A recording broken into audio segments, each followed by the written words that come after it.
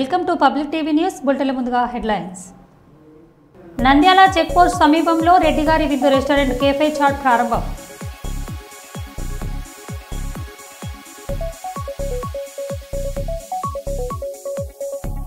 Red book రాజ్యాంగానికి ఇది పరాకాష్ట. మాజీ సీఎం జగన్ను రాజకీయంగా దెబ్బతీసేందుకు కుట్రలు. Mantralayam MLA Y Balanagi Reddy.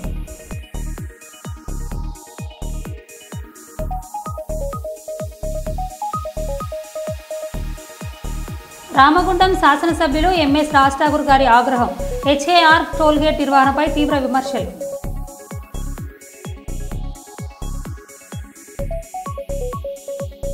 పారిశ్రామిక ప్రాంత నిరుద్యోగ యువతకు ఉపాధి కల్పించాలనే సంకల్పంతో సింగరేణి సంస్థ మెగా జాబ్ మేళా.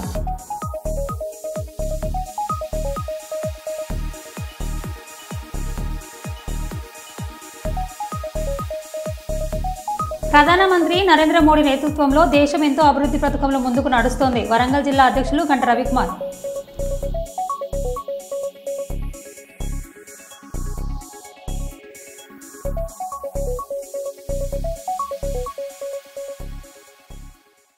ఇక వివరాలకు వెళ్తే, దేశంలో బీజేపీ ప్రభుత్వం అధికారం చేపట్టినప్పటి నుండి ప్రధానమంత్రి నరేంద్ర మోడీ నేతృత్వంలో దేశం ఎంతో అభివృద్ధి పథకంలో ముందుకు నడుస్తోందని వరంగల్ జిల్లా అధ్యక్షులు గంట రవికుమార్ అన్నారు. కేంద్ర ప్రభుత్వం అమృత్ భారత్ స్టేషన్ పథకం కింద వరంగల్ రైల్వే స్టేషన్కు 25 కోట్ల నిధులిచ్చే అభివృద్ధి పనులను ప్రారంభించడానికి సిద్ధమవుతున్న తరుణంలో వరంగల్ రైల్వే స్టేషన్ను వరంగల్ జిల్లా బీజేపీ నాయకులు సందర్శించారు. ఈ సందర్భంగా జిల్లా అధ్యక్షులు గంట రవికుమార్ మాట్లాడారు.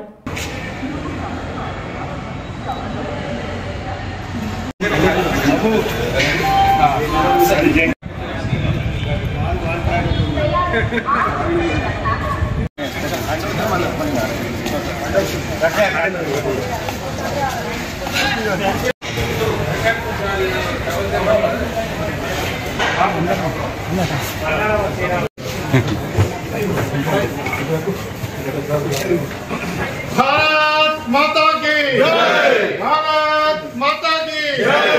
नरेंद्र मोदी गारी नरेंद्र मोदी गारी नायकत्వం नरेंद्र मोदी गारी नायकत्వం. ఈరోజు నరేంద్ర మోడీ గారి ప్రభుత్వం 2014లో ఏర్పడిన తర్వాత ప్రజా రవాణా వ్యవస్థ పైన చాలా శ్రద్ధ చూపిస్తున్నారు. దానిలో భాగంగా భారతదేశంలోని ప్రతి ప్రాంతానికి కూడా రైల్వే లైన్ల నిర్మాణం కోసం బడ్జెట్లో ఎక్కువ కేటాయింపులు చేయడం జరుగుతుంది. దానిలో భాగంగా 2023 జనవరి 31న కేంద్ర రైల్వే శాఖ మంత్రులు అశ్విని వైష్ణవ్ గారు అమృత్ భారత్ స్టేషన్లో అనే ఒక కొత్త పథకాన్ని తీసుకురావడం జరిగింది. ఈ అమృత్ భారత్ రైల్వే స్టేషన్ల అభివృద్ధిలో భాగంగా దేశ స్థాయిలో 1275 రైల్వే స్టేషన్లను ఎన్నిక చేయడం జరిగింది.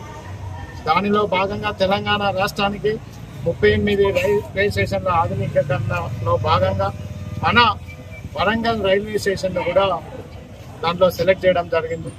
దాంతో అమృత్ భారత్ స్కీమ్ బడ్జెట్ కింద 25,41,00,000 రూపాయలు రైల్వే బడ్జెట్లో ఈ స్కీమ్ కింద ఈ రైల్వే స్టేషన్కి అభివృద్ధి కోసం ఇవ్వడం జరిగింది.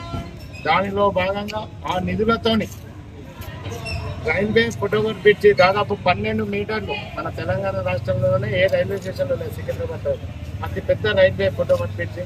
అదేవిధంగా ప్రయాణికుల సౌకర్యార్థం ఏసీ వెయిటింగ్ హాల్, అదేవిధంగా జనరేటర్ సపరేట్గా రూము, అదేవిధంగా ఈ బ్యాటరీస్ రీఛార్జింగ్ కోసం సపరేట్గా ఒక హాలు, దాంతోపాటు సుందరీకరణలో భాగంగా రైల్వే స్టేషన్ ముందు కిలవరంగల్ యొక్క ఏకశిలాతోరణంపై ఉన్న కిలవరంగల్ ఫోర్ట్, అదేవిధంగా ల్యాండ్స్కేపింగ్, లైటింగ్, అదేవిధంగా వాష్రూమ్స్ యొక్క అభివృద్ధిని ఈ నిధులతో మనం చేసుకోవడం జరిగింది.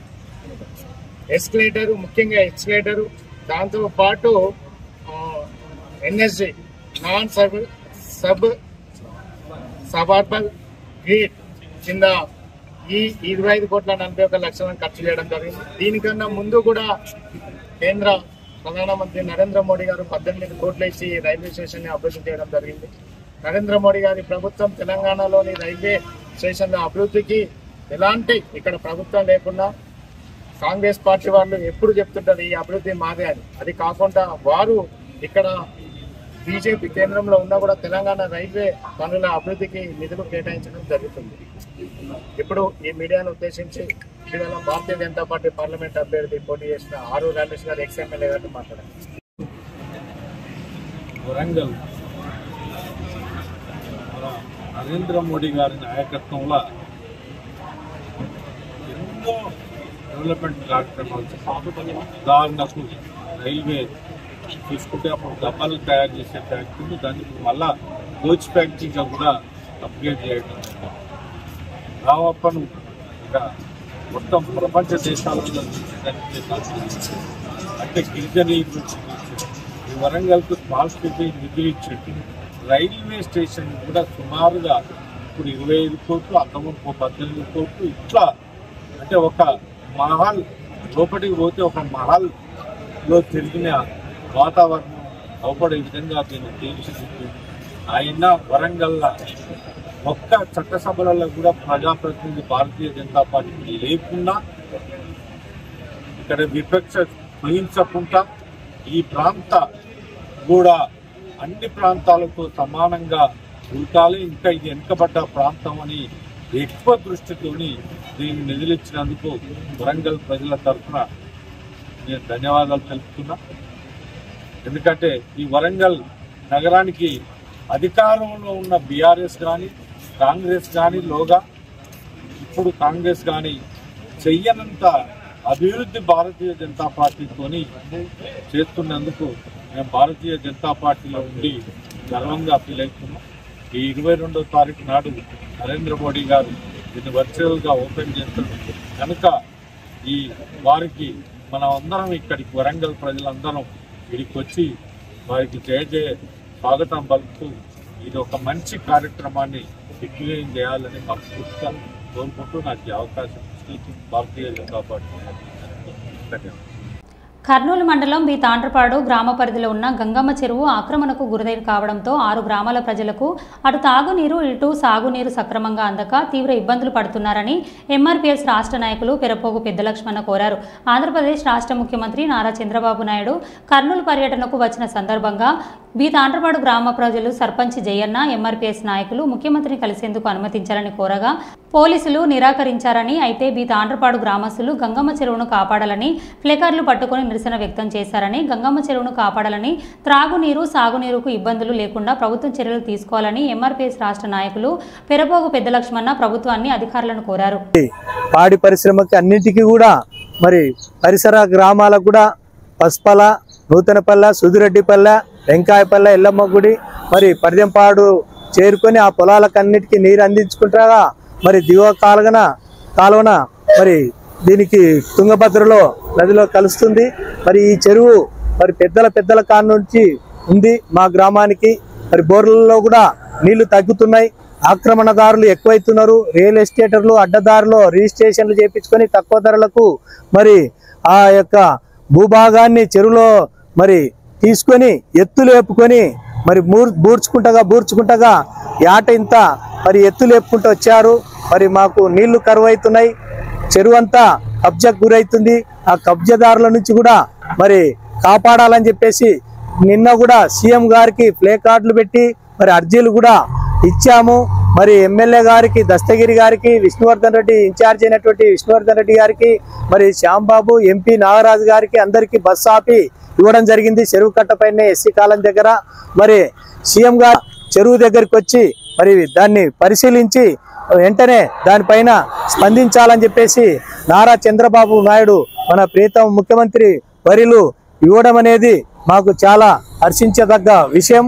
మరి ఎందుకంటే దాన్ని వెంటనే చొరవ తీసుకోవడానికి గతంలో ప్రతిపక్షంలో ఉన్నప్పుడు చంద్రబాబు నాయుడు మన చెరువులోకి వచ్చి ఆయన పరిశీలన చేసి దాన్ని ఖచ్చితంగా మేము అధికారంలోకి వస్తే చొరవ తీసుకొని వెంటనే దీన్ని అందరినీ ఖాళీ చేయించి ఊడిక తీయించి మీ చెరువుని కాపాడుతామని చెప్పేసి హామీ ఇవ్వడం జరిగింది.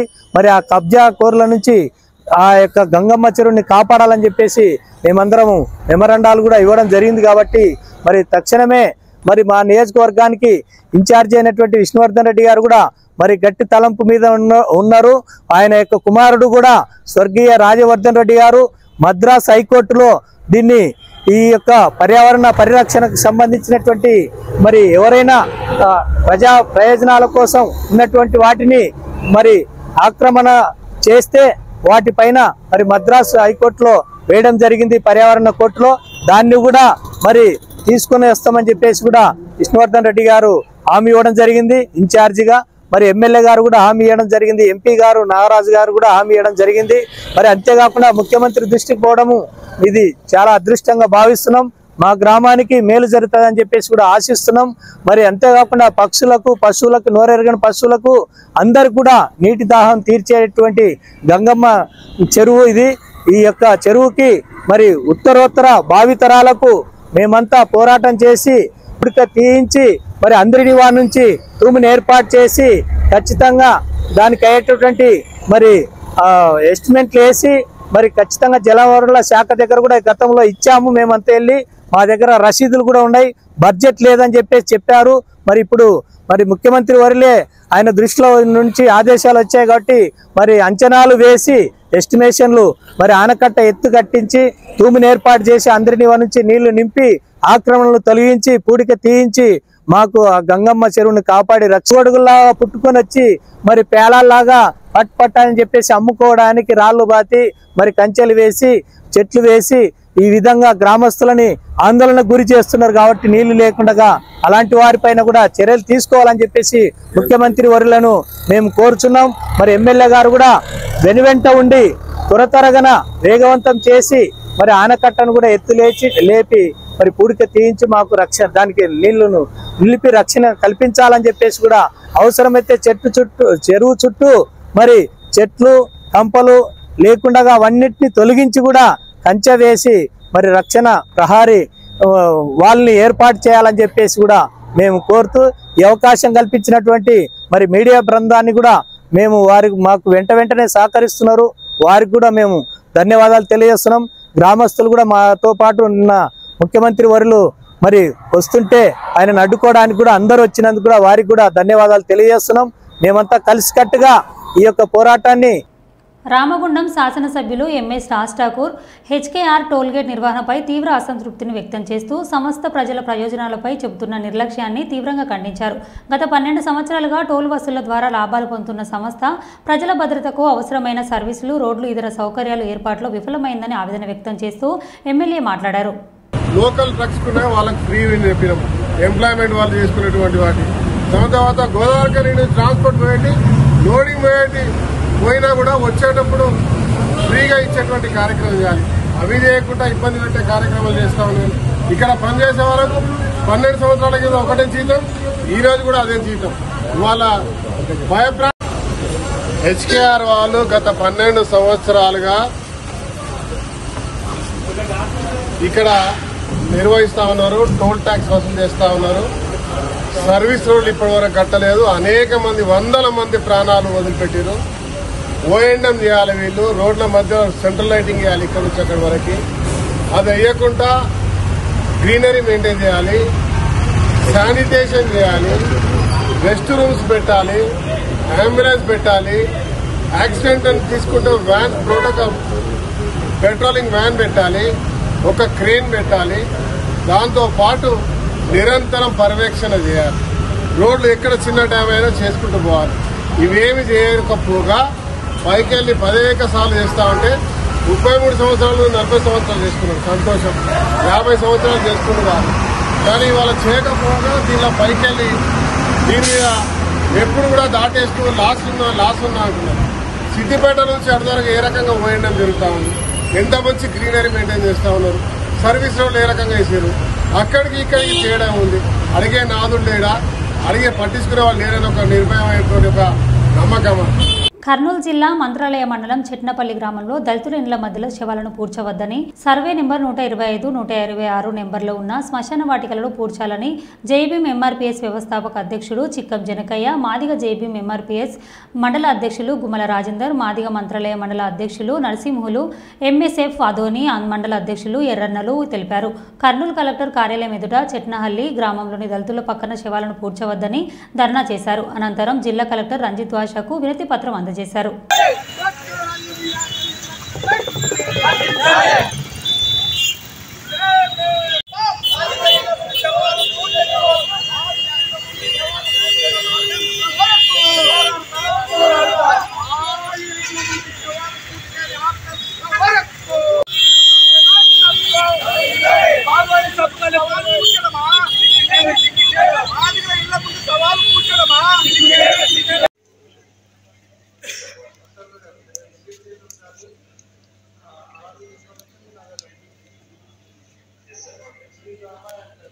ఆంధ్రప్రదేశ్ కర్నూలు జిల్లా కలెక్టర్ ఆఫీస్ నందు కూడా భారీ ఎత్తున కూడా జరిగినది. అంశం ఏమనగా గత 5 నెలల నుంచి కూడా కర్నూలు జిల్లా మంత్రాలయం నియోజకవర్గం మంత్రాలయం మండలం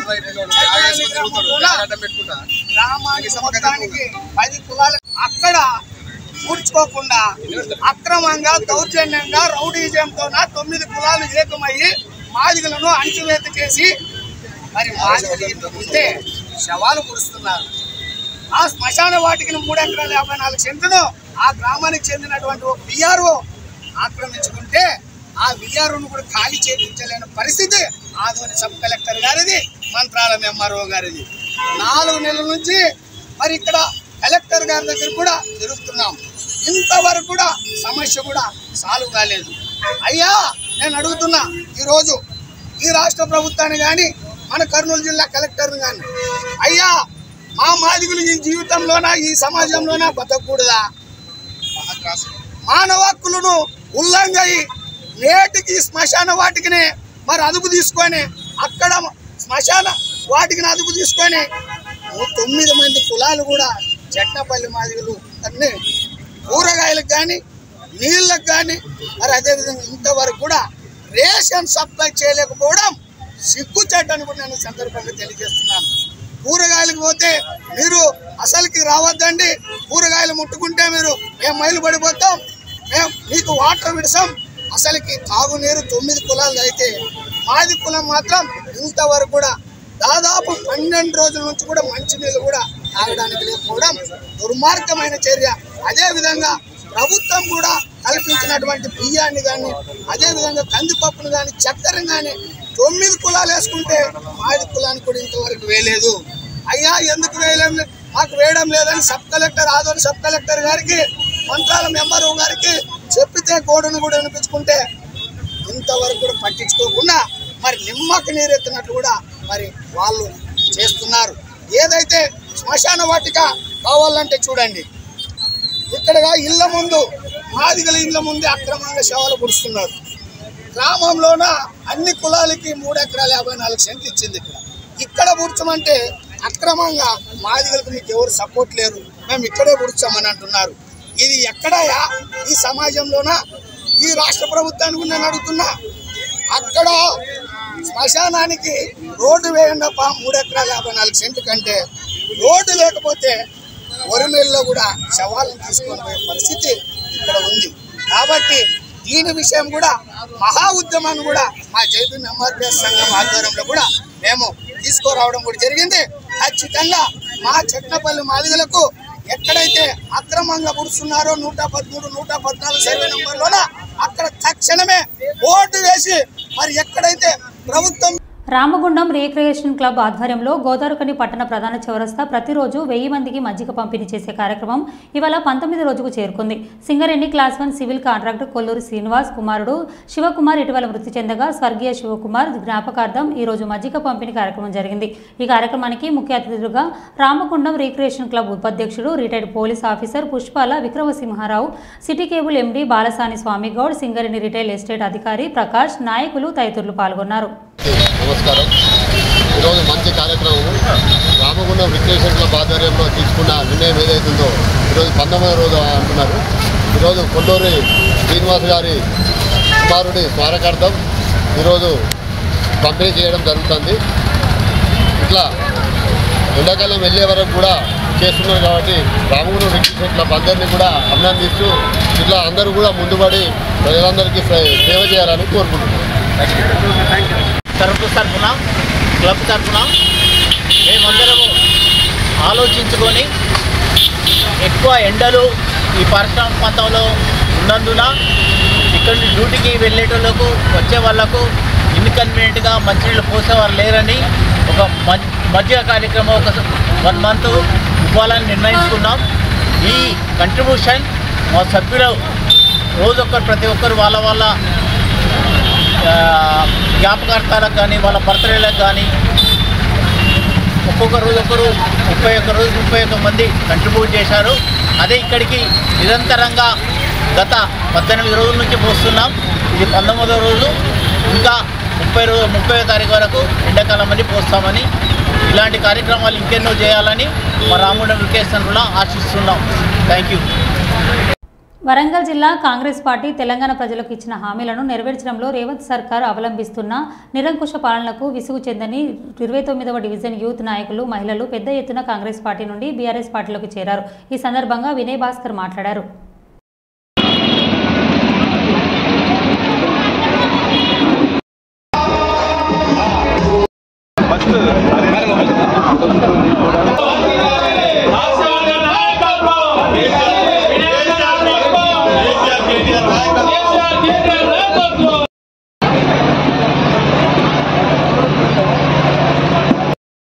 శేఖర్ గారి ఆధ్వర్యంలో ఈ యొక్క స్వాగతం చెప్తున్నాం. బ్రదరు ఈ కార్యక్రమాన్ని భాస్కర్, రాజు, బండి రాము, పద్మ, రాజేశ్వరి, రాధిక, అనిత కే, సుధీర్,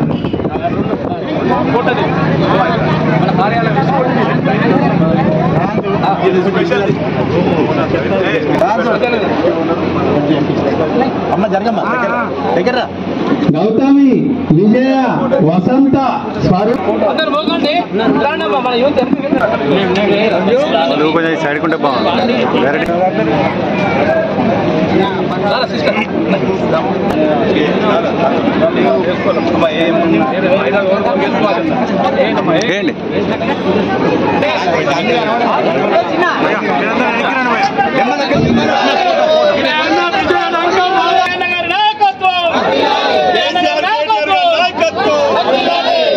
కేటీఆర్ గారి నాయకత్వం. జై తెలంగాణ.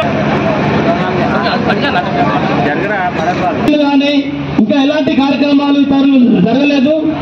ఈ రోజున మనం ఇంత పెద్ద ఎత్తున మన అన్నకు విన్నవించుకోవడం ఏంటంటే, గతంలో మన పార్టీ ఉన్నప్పుడు ఎన్నో సంక్షేమ పథకాలు కానీ, కళ్యాణ లక్ష్మి కానీ, షాదీ ముబారక్ కానీ, పర్సనల్ గా 1,00,000 రూపాయలు కానీ చాలా అభివృద్ధి జరిగి ఉండేది.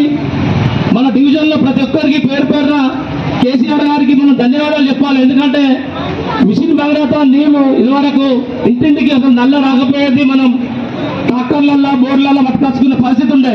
ఈ రోజున ప్రతి ఇంటికి గారిది, ప్రతి ఇంటికి కూడా పింఛన్లు ఇప్పించిన ఘనత మన కేసీఆర్ గారిది. తప్పకుండా మీరు ఈసారి మనం మోసపోయినా 4,000 చేస్తామన్న ఈ మూర్ఖత్వ ప్రభుత్వం మనం వెంటనే ఎండగట్టి మనం వారిని చెప్పదలకు అండగా ఉంటది.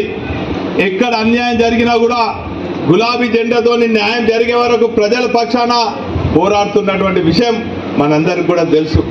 ఈ జెండానే 25 ఏళ్ల క్రితం ప్రారంభించి 60 ఏళ్ల తెలంగాణ కళను నిజం చేసినటువంటి ఈ జెండాను ఈ రోజు ఇక్కడ ఉన్నటువంటి మా బీఆర్ఎస్ పార్టీ శ్రేణులకు అండగా ఉంటుంది అన్నటువంటి విషయాన్ని కూడా ఈ సందర్భంగా తెలియజేస్తున్నా.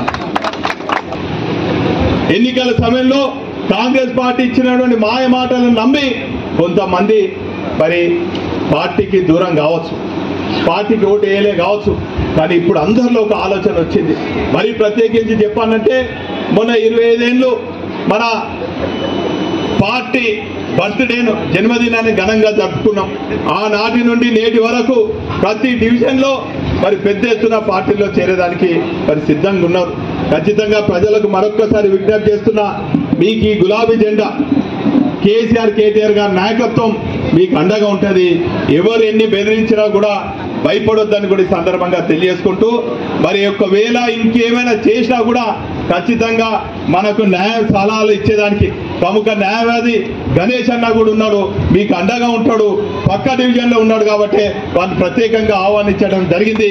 వారి గట్టిగా మరి చప్పట్లతోని కృతజ్ఞత తెలియజేయాలని కూడా ఈ సందర్భంగా తెలియజేసుకుంటూ, మరి ఏదేమైనప్పటికీ కూడా ఇటువంటి అక్రమాలు చేసి అవినీతికి పాల్పడుతున్నటువంటి రాజకీయ నాయకులందరికీ కూడా మన ఓటుతోని సమాధానం చెప్పాలని కూడా ఈ సందర్భంగా తెలియజేసుకుంటూ, మరి 60 లక్షల కుటుంబ సభ్యులు గల ఏకైక పార్టీ మరి బీఆర్ఎస్ పార్టీ అని కూడా ఈ సందర్భంగా తెలియజేసుకుంటున్నాను.